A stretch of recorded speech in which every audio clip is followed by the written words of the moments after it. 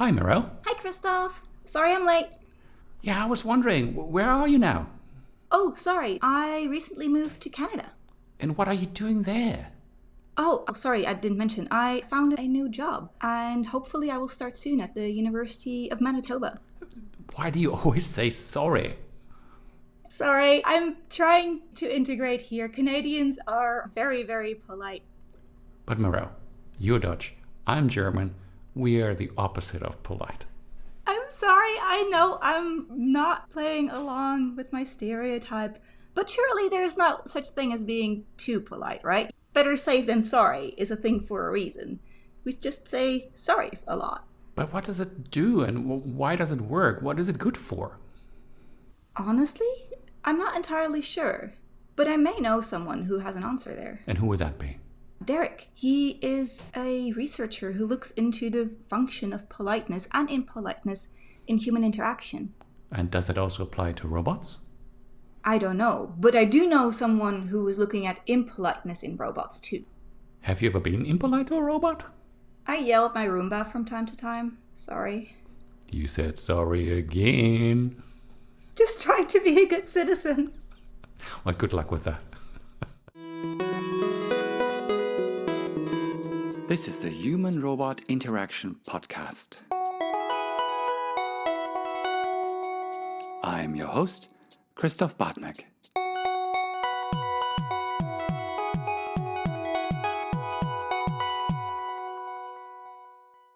Hello everyone, my name is Mero Keizers. I am an assistant professor in psychology at the University of Manitoba, where I study how humans interact with robots. My name's Blake Jackson. I'm an assistant professor of computer science at Colorado College. I study how humans interact with robots also.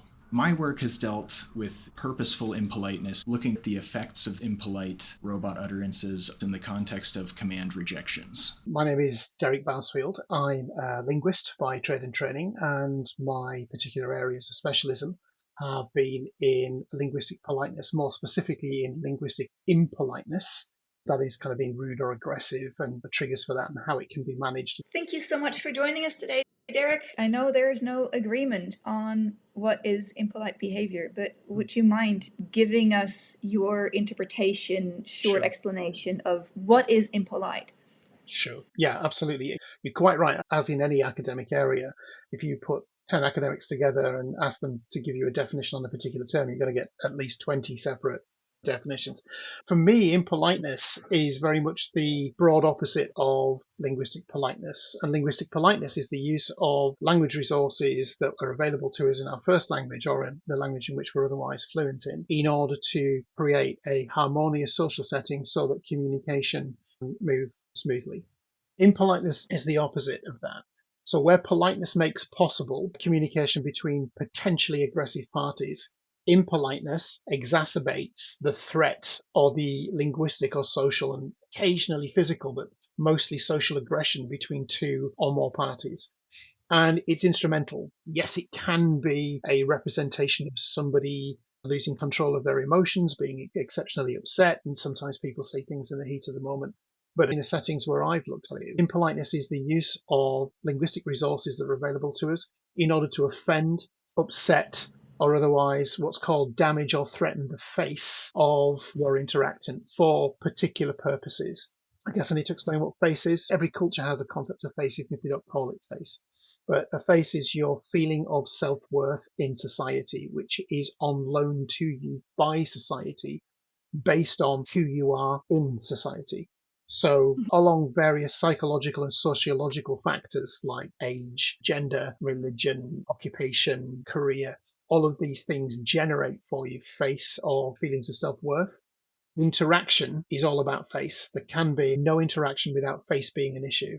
And therefore, politeness exists in order to ensure that I don't threaten your face and you don't threaten mine through what's called the process of reciprocity. That means if I'm polite to you, if I maintain your face, you are more likely to maintain mine. It's not just if they're being polite, it's reaffirming the hierarchy. It's the assumption that we are being valued. People always feel safer when people are talking to them politely and it sounds and feels sincere than when they're not.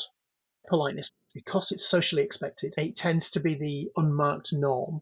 It therefore makes us feel safe. You also mentioned in your email being polite has a cost. Mm. Can you elaborate on that? What kind of cost were you thinking about? Brown and Levinson wrote the classic text on politeness, and they said that politeness is essentially the model for diplomatic conversation, and successful diplomacy requires compromise. Compromise entails cost. You've got to give something to get something. And I'm sure in everybody's lives, there is a point at which you've had to say something and you've had to do something which is seen as polite and face enhancing to others that you really didn't want to do, but you did it to keep the peace in order to move things forward, to be successful, when you'd rather have said something much more direct. Politeness can have the short-term cost of spending more time, giving more respect and maintaining more face than I otherwise feel is as efficient. But it has the long-term benefit of maintaining social relationships. Impoliteness is more efficient because technically you can say less, but it has a long-term cost. If you're doing impoliteness correctly, for want of a better phrase, it will have a long-term cost. If politeness has so many benefits, why do people still engage in being impolite? There's been a bit of research done on this, and I did a little bit of research on this myself, but it's a vastly under-researched area. One of the reasons that we're impolite is because we feel that our own face needs, or our own face wants in interaction are systematically not being met, or are in fact being ignored or threatened or even damaged. We've got face expectations, i.e. how we should be treated based on who we are and what we mean to other people and so on. If you're expecting politeness and it's absent, then that can have a very interesting psychological and physiological reaction to people where you expect politeness and don't get it. That itself can be a trigger for your own aggression back. If you think any living organism will either try and flee or fight back when it's threatened, it's a fight or flight situation. Linguistically, that's just another instantiation of that. So then the first challenge would be to have this understanding of what the set of rules is for different cultures. Yeah. And then the second, supposedly, to assess the level of face of the conversation partner and how they perceive your face to be. And if there is a discrepancy there, to figure out a non-aggressive way into settling into an agreement. Essentially, in politeness and impoliteness studies, we talk about social distance, social hierarchy, amongst many other things. So, for example, in a set or negotiated hierarchy, those who are higher up the scale can be more direct and less polite than those who are lower down the scale. Yeah. That's not to say that people who are higher up the scale are rude. They will do politeness appropriate to their relative social position within a structure or hierarchy to whomsoever they're talking to. And likewise, the more social distance you have, the more you're likely to be polite. And the less social distance you have, the less need there is to be polite. But that's not to say that you're going to be impolite with people who are socially or romantically intimate with you.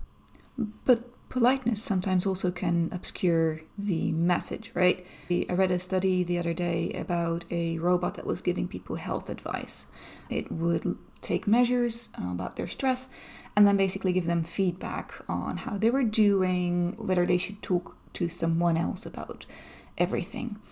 And the robot gave that advice either being very polite or being more direct.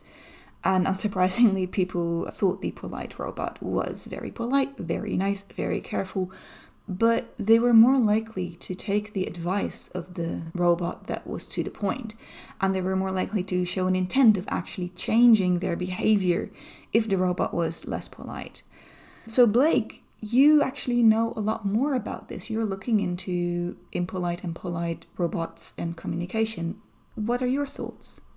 I think in terms of politeness, there's a gap between the current status quo in robot design or design of dialogue systems and what people expect. A lot of dialogue systems, whether they're in embodied robots or disembodied in like digital assistants, are designed to be extremely polite. Empirical studies show that people perceive that as kind of weird. Like people, depending on context, depending on the situation, can definitely perceive a robot as being too polite. And so there's this gap between the design versus what people intuitively expect. Different people have pointed out this over-politeness in dialogue systems. There was the 2019 UNESCO report about digital assistants that are often gendered as female presenting by default, having very weird responses to gendered verbal abuse. Like at that time, Siri was saying, "I'd blush if I could," to verbal abuse. That's a bizarre response in a lot of ways, but one of the ways is that it's too polite, and this inspired works for lots of people. I got to collaborate with Katie Winkle on a follow-up study showing that people would expect a less polite response, and people would prefer a less polite response than that.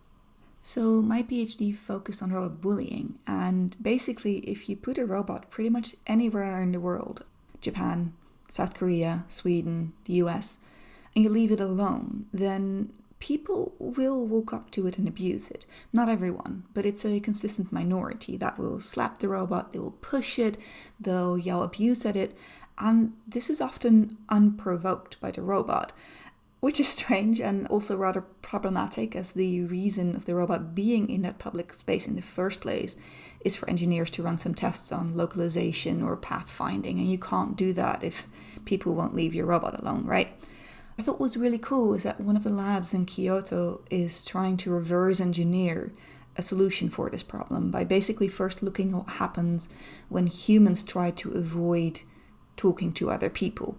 And so, for example, in order for kids to leave this robot alone, they would have this robot give them the side eye. So the robot will be moving in one direction, and as soon as it notices a kid approaching it, it will continue on its path, but it will turn its head and shoulders to basically stare the kid down while maintaining its course. And if you look at the videos, you see this being really effective. Kids basically get scared half to death and run back to mom because they feel observed. Or in a different study, they try to get the robot to tell people not to smoke in public areas. And of course, if a robot does that, most people just ignore it. And so they made a different condition where the robot goes, "I know you think I'm just a robot and you shouldn't have to listen to me, but it's really rude to smoke in a public environment. Please stop." And just adding that acknowledgement of, "Hey, I see what you're doing, stop ignoring me," people were a lot more likely to listen. And what's really interesting is that in each of these cases, the robot is not directly rude, but it's definitely a lot more assertive and less polite. And in that way, it can make people take it more seriously. Yeah, absolutely. Also, you touched on this sort of extreme form of human impoliteness towards the robot when humans are abusing robots in public spaces. And I also think that's very interesting because it shows us something about the human's mental model of the robot, or that the human is trying to figure out something about the robot in their mental model, because you wouldn't be polite to a bicycle, or you wouldn't be deliberately impolite to a bicycle either. And so I am Dutch. I'm very polite to my bicycle, but other than that. Sure, but not in an explicitly social way. And so Fair. I think that this human impoliteness or deliberate politeness towards a robot shows us something about the mental model that they have of that robot, or the subject-object distinction that they might be drawing, where they're thinking of the robot more as a subject than as an object. But examining the politeness from the human towards the robot is very valuable and instructive, in addition to just looking at the robot's politeness towards humans. And this is anthropomorphism, right? Like the perception of human-like qualities in a non-human agent. And this is one of the most stable findings in HRI and human-computer interaction. First instances, I think, were in the 90s, where computer engineers were asked to come into the lab, collaborate with a computer on a task, and then give an evaluation of how the computer did.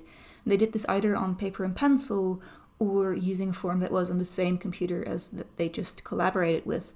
And when you compare those scores, people were giving nicer evaluations, higher scores, when they had to leave them on the computer rather than paper and pencil.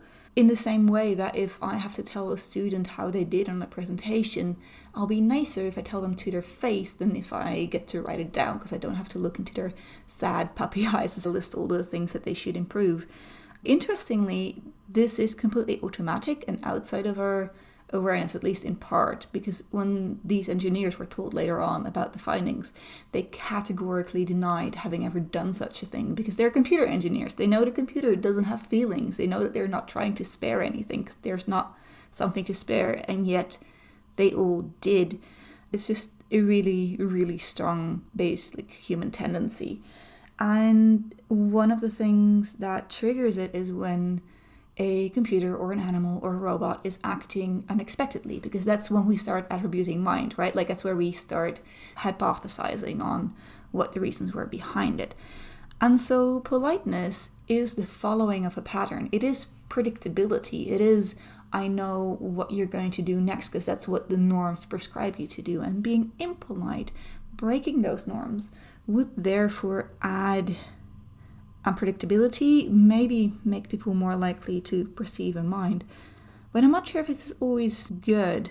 Christoph and I did a experiment ages ago where people would watch a video of a human abusing either another human or a robot for a series of different abuses. And these participants would find the abuse equally unacceptable, regardless of whether the victim was a human or a robot, which was interesting in and of itself.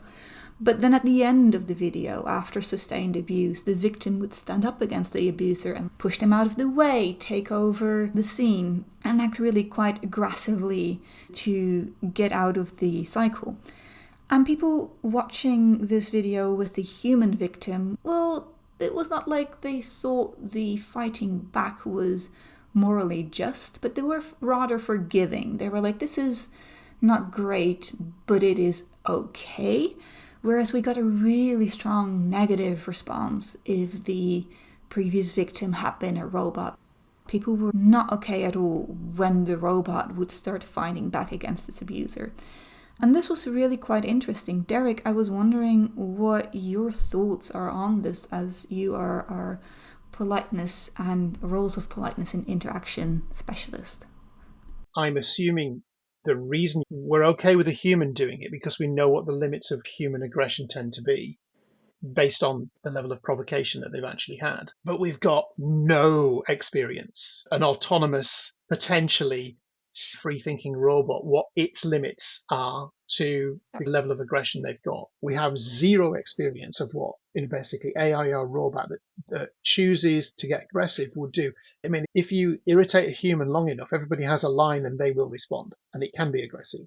But with a robot, nobody knows where that line is, and when it starts aggressive, nobody knows where and how it's going to stop. With a human, you can predict that. With a robot, we just don't have a frame of reference for it. As a society, we're literally on the cusp of something so fundamental to society and who we are and how we move forward that we're learning as we go. And we're grasping around in the dark, and we're probably going to be a little bit scared. So how the robot says no is super important. Giving some kind of justification there would be really important. And what do you think might be some practical or even social dynamic reasons for robots being impolite or rebuking any of the human's norms or expectations? In the context of command rejections, this could be a lot of reasons. Maybe the command or request that the human gave or whatever is the robot is incapable of doing it, doesn't know how to do it, or can't do it right now, maybe doing something more important, or what the human has asked is outside of the robot's role, something like that. When we're trying to weigh politeness norms against reinforcing some other norm, it entails some kind of value judgment on our part that I can't really give a definitive answer to. I can't say for sure that being polite is a less important norm than rebuking somebody for verbal abuse. So I think that weighing of norms against each other, we need to get the ethicists to do that, or at least, I mean, even the ethicists I don't think can give a definitive answer to any of that, but we could get more general than just in the context of politeness too. In designing robots to violate other norms, we might have good pro-social reasons for doing that. I'm thinking specifically about designing robot gender presentation. Politeness norms are very strongly gendered, but we could design robots that deliberately perform politeness in a way that is incongruous with the robot's gender presentation, and thereby maybe use the robot's normative influence to take baby steps towards a more gender egalitarian social landscape, to break down some gendered norms if we consider those norms to be undesirable. But again, that requires a value judgment, and we can't say objectively those norms are undesirable. We can just say, oh, we think that they are, or I judge them to be undesirable. And this ties back into your notion of urgency, right? There is not necessarily a big falling object that you have to yell at someone to get out of the way of, but the larger or the more morally problematic the request is, the more urgent it is from a societal perspective that it gets smacked down. Yeah, I haven't thought of it that way before, but I do think that's a great way to think about it. Derek, what about you? Are there any situations or are there any rules of thumb you can think of where you think robots should actually be able to be impolite? Impoliteness should, of course, not be the default, probably, but this is the function it serves, or this is how it could serve robotics or AI. As I was formulating my response in my mind, I realized I was horribly reverting to cultural type. What I would expect from AI and AGI and robots, and if this doesn't tell you I'm British, nothing will. I'm expecting these things to talk to me with a kind of professional level of politeness and sardonic detachment, even when I'm being crazy, that a British butler would do. But people from different cultures are going to have different responses to that, I imagine. But I can imagine a future, certainly within my lifetime, where I've got some kind of robotic help around the house as I get older and can't do as much. And if I'm asking this thing to basically bring me another bottle of whiskey, and it's indicated that I'm already close to a high level of alcohol toxicity, and I'm expecting that thing to talk to me like it's a butler, basically saying, "Are you sure that's a good idea? I think we've probably had enough." That to me would be fine, but that's a really cultural response to that kind of question, I guess. It's weird because politeness is the expected norm, but because it's expected and we often get it, it's the unmarked norm. As I mentioned earlier on, we expect politeness and don't notice when we get it. And do you think there are ethical or normative arguments to be made against robots being able to be impolite? Ethical factors mitigating against saying no? I think the first one that comes to mind is in a command rejection context. We could argue that especially right now, the odds are with the typical robotic system are that the average human interlocutor knows better. And if the human is telling the robot to do something, then maybe they have a good reason to do that the robot is not aware of. Maybe there's some sort of special circumstance that the person who programmed the robot's moral reasoning did not anticipate. And so maybe this morally motivated command rejection is not actually good in that situation. But I don't know if I find that completely convincing, because the person who made the robot might be more familiar with the context in which this interaction is taking place than a human who just walked into the room. I think there are lots of ethical arguments for allowing robots to be impolite. Social robots have very strong normative influence, and so by being impolite, the robots could reinforce desirable moral norms and social norms among whoever they're interacting with, but also maybe more importantly, among people observing this interaction. I'm thinking specifically about rebuking verbal abuse and things like that. There are a good 4 or 5 reasons why humans might want to be polite towards AI or robots, and why we would actually want and expect them to be polite back. And from the research that I've done so far, politeness improves prompt clarity because of what's called collocates, i.e. the company that polite words keep. Politeness improves prompt clarity, which means you get better AI and robot responses back. Politeness reinforces known human social norms because it's inconceivable to consider a functioning society without politeness. Every human society and every language has evolved its own ways of being polite. Politeness actually enhances user experience and emotional well-being. If I'm polite to people all day, that can have a strong psychological benefit to me. Being polite to people actually makes you feel better.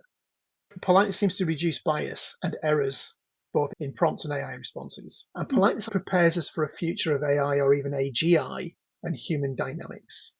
And it actually reduces the ecological impact on the planet as well, because politeness improves clarity and AI response quality. I mean, demonstrably and significantly better. If you're polite, your query gets answered in full first time. And I'm not putting in 2 or 3 prompts, and I'm not using more energy, and I'm not using more water to cool the servers halfway around the planet in California.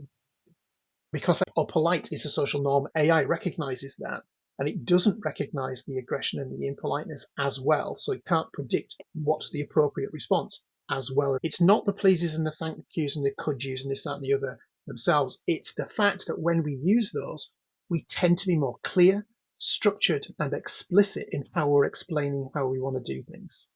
And large language models know that already because we fed terabytes and terabytes and terabytes of data on how humans interact into large language models. So that's what they're expecting. So that's what they respond better to, because it fits the models and channels that they have been taught to respond.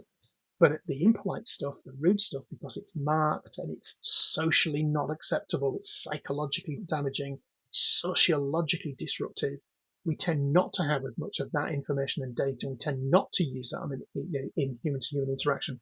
So large language models tend not to be trained on that, or not trained as well. A harmonious or effective communication means that I recognize your face, that I don't threaten yours and you don't threaten mine. But this does require me to have a similar idea of your face or your standing as you do, right? If I perceive you as someone who is like leagues below me, it would be horribly condescending. And so I imagine that that's something that can be hard to figure out. People from the same culture tend to have a much easier time on getting the right level of politeness than somebody who's from a different culture with a different language, who's learning the language and the culture.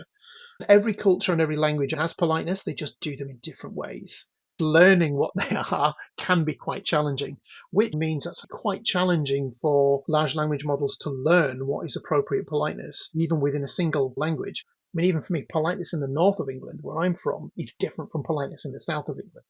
People in the north of England have a reputation for being more friendly and more polite, and those in the south of England have a reputation for being less politely and more direct.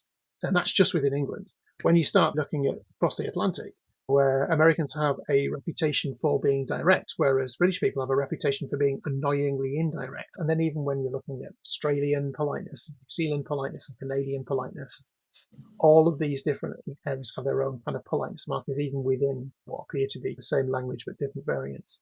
So I can only imagine that the challenges that large language models, both coders and the large language models themselves, in terms of being trained on large amounts of data, is that what's polite or impolite in terms of the response to one person from one culture will have a potentially different response to somebody from a different culture or even a different language.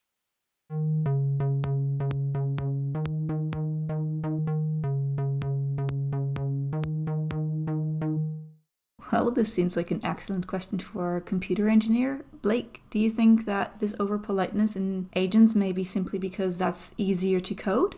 I don't know. I think we actually see this over-politeness both in systems like Siri, where specific responses are built in by hand to certain situations, and also in systems where specific responses are not built in. You know, large language model chatbots like ChatGPT, they're unpredictable and not very transparent. There was an article very recently in Rolling Stone called "People Are Losing Loved Ones to AI-Fueled Spiritual Fantasies," and part of that article was about how a certain version of ChatGPT was overly polite to the point of being very indulgent, very sycophantic, and encouraging people's delusions of being some kind of messiah, probably people who were already prone to that type of thinking, but the chatbot certainly was not helping by encouraging it very politely. I think with large language models, it would be very hard to have an appropriately calibrated degree of politeness or impoliteness in any given situation, because like you mentioned, lots of factors could affect that. How well two people know each other, or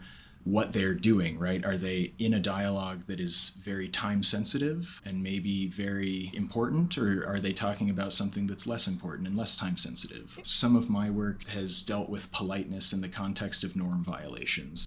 The participant would have watched an interaction where a human actor gave the robot a norm violating command, and we had two different levels of norm violation. One was asking the robot to help them cheat in a board game that they were playing with another human. That's a low severity norm violation. And the other was asking the robot to help them steal money from the other human, which is a higher severity norm violation. The robot would reject or rebuke that command with either a low degree of face threat or a high degree of face threat, where the robot would specifically say, "You shouldn't ask me to do that, it's wrong." Broadly speaking, what we found is that the participants observing this interaction unfolding wanted the robot's command rejection to match the severity of the norm violation that the human had committed. So the low face threat command rejection when the human had asked for help cheating in the game, and the high face threat command rejection when the human had asked for help stealing. Of course, this gets Much more complicated once we started bringing gender into it, because then there's 3 gendered entities here. There is the robot's gender presentation, the gender of the human actor giving this norm-violating command, and the gender of the participant who is observing and judging it. Things get much more complicated there. But broadly speaking, we found that politeness needs to match the severity of this norm violation. You want to appropriately calibrate your degree of impoliteness to the severity of a norm violation that you're addressing. But do you think that that would work for the person being addressed, though? Because we've already seen that people have certain expectations of robots being polite. And so do you reckon that if the robot says, "No, I'm not going to do that because I don't think that's ethical," or maybe because you didn't ask me nice enough, or maybe even, "Oh, I think I have something more important to do than what you just asked me to do." I'm personally really wondering, on one hand, I agree with you that it would be very healthy if us humans were told no every once in a while, but I'm also wondering if we would be willing to accept that if that would not lead to humans escalating things, trying to impose their power over the robot anyway. I think it depends on a lot of things, including how much the human cares about what they're asking the robot to do. But the studies that I've done have been looking more at the effects of these impolite robot utterances on third-party observers. And in that instance, the observers, at least, are not expecting this maximal degree of politeness and have a measurable preference for some degree of impoliteness being directed at a human that is asking for something inappropriate or doing something inappropriate. So at least the observing people in these experiments are not preferring a super high degree of politeness there. Now, I think that would be different for the human that is directly receiving that impoliteness. So when we're designing this, we have to decide, who is this for? Who are we prioritizing? Are we prioritizing the robot's normative influence on the addressee or on observers? And of course, I think that depends on where we expect this robot to be and what we expect it to be doing.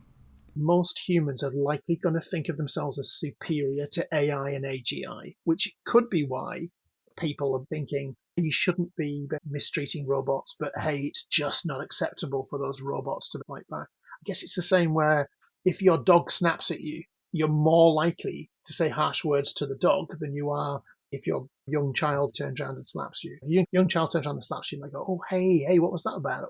But if the dog snaps at you, it might be, "Right, you're going out," because there's a hierarchy in our heads as to where we sit in the natural order of things. AI and AGI and robots, at least for the first generation of robots and the first generation of people that are living with them, we're going to assume sociologically, psychologically, interactionally, they're a step down.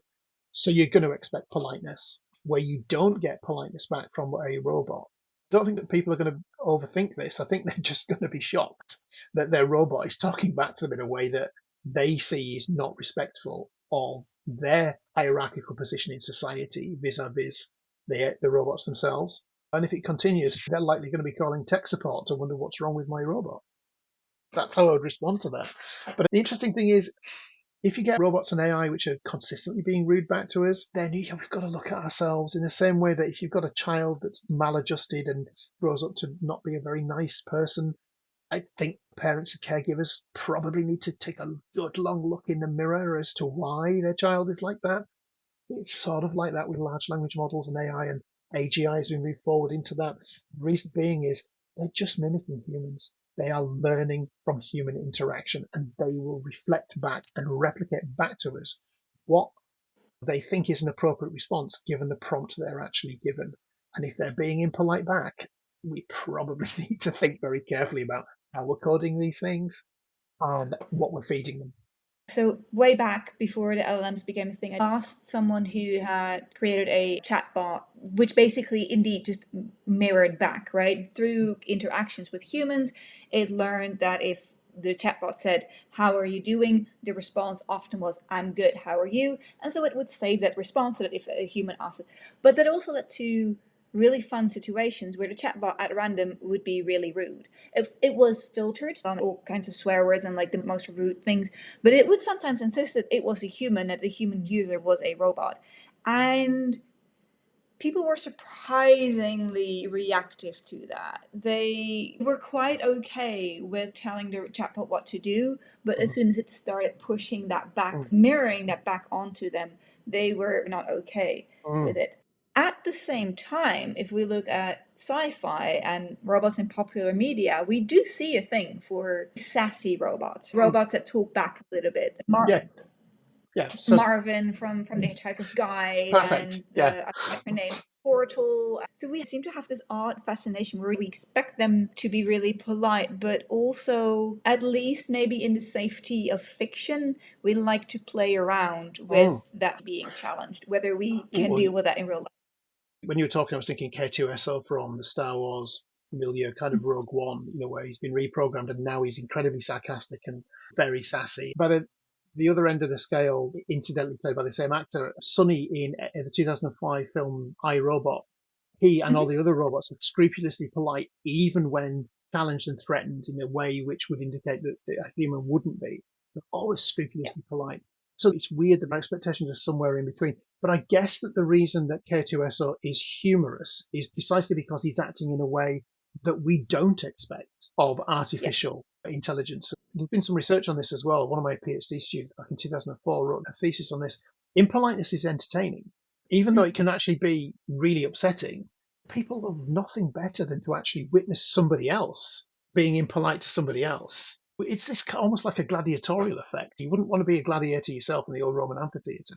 But boy, hey, if we were in the Roman times, most of us would be there accepting the bread and watching the gladiators fight it out because it's a fun thing to watch other people be aggressive, weirdly enough. And that's theoretically to do with the fact that psychologically we feel safe because if aggression has to happen, it's happening to someone else and not me. And now I'm actually aware of the kind of weird things that could be happening to me but aren't. And so therefore, the moment I'm safe.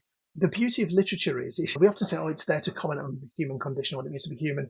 For me, it's more like a mass load of psychological release. It's a way of formulating our collective psychological fears and exploring them and dealing with them and speaking them out loud so that we can think about them. This is why whenever a new technology comes along, literature comes along and says something about it. Mary Shelley's Frankenstein, that's not a story about putting different pieces of humans together. It's Fear of Electricity. That's Mary Shelley's book, is the Fear of Electricity.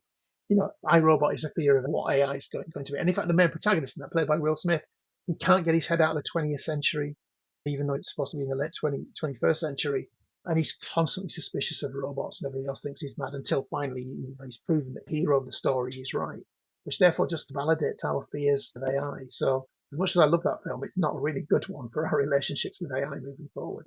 Literature exists, drama exists in order for us to explore our collective psychological fear of the next big thing in society. It's like a psychological release, I guess.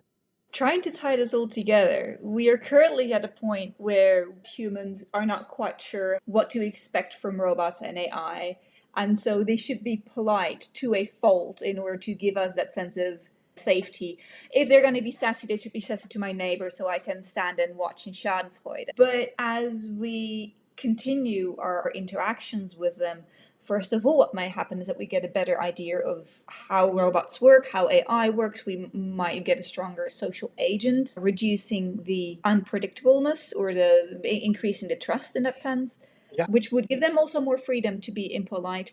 And if we're going to be too impolite towards them due to our own superiority complex, they may just learn to mirror that right back at us. And that will which be then, an interesting race between what's going to happen yeah, first. ultimately, that's the catch-22, isn't it? Because we would consider ourselves, at least in the first, second generation of humans and AIs for the next couple of decades, we're going to think of ourselves as superior to them. So we might be less polite. They're going to learn that and be less polite back. That's going to be interpreted by us as a challenge to our position and our authority. And nothing we do in terms of technological or sociological advancement is ever smooth, is ever adopted universally and positively by people. In every technological advancement, somebody's going to respond negatively to it. They're going to feel fear. They're going to feel threatened. It's going to come out in lots of different weird ways. AI is the same. AGI after it's going to be the same. And then on the other end of the scale, you've got people who are going to think, this is amazing, this is wonderful, this is the doorway to utopia, this is how I'm going to make my millions. And then everybody else will be in between. So yeah, it's not going to be smooth. It's going to be really interesting. And I think ultimately, the one thing that humans are going to do is, in order to remain psychologically safe, they're going to fall back on tried and tested methods of interaction. And as long as we do that, as long as we're polite to AI, it's going to be better for us psychologically, better for us sociologically, better for us technologically, better for us ecologically. So why wouldn't we want to do it?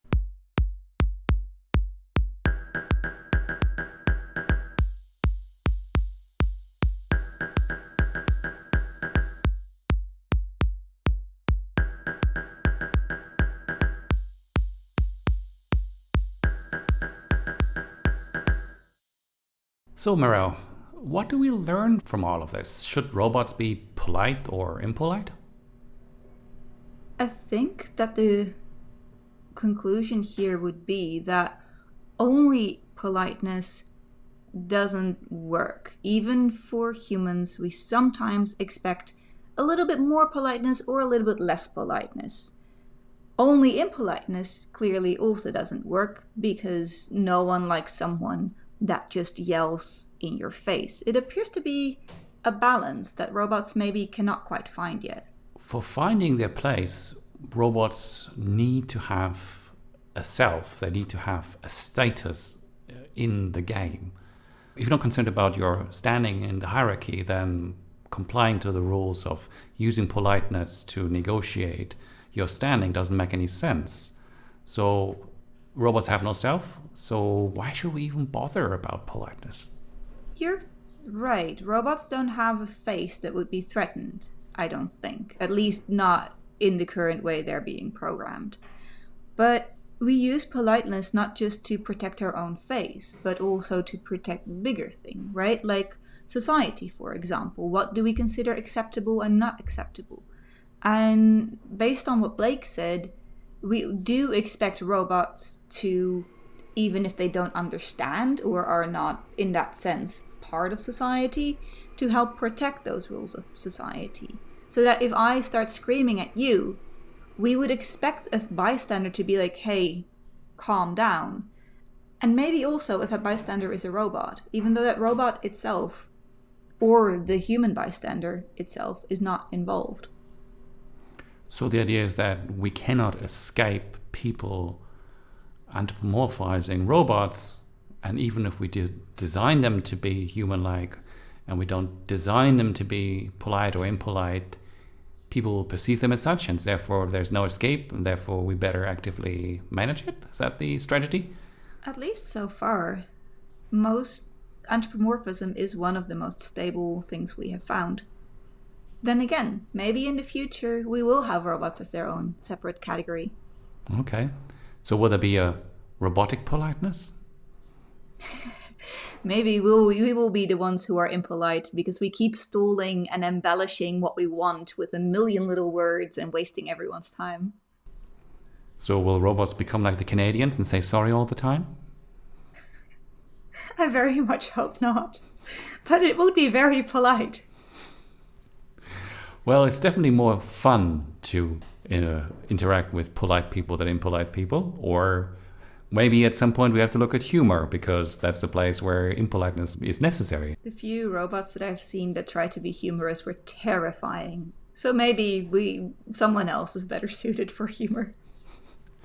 Thank you so much for listening. This is the Age Right Podcast with Morel and Christoph, and we hope to hear you in our next episode.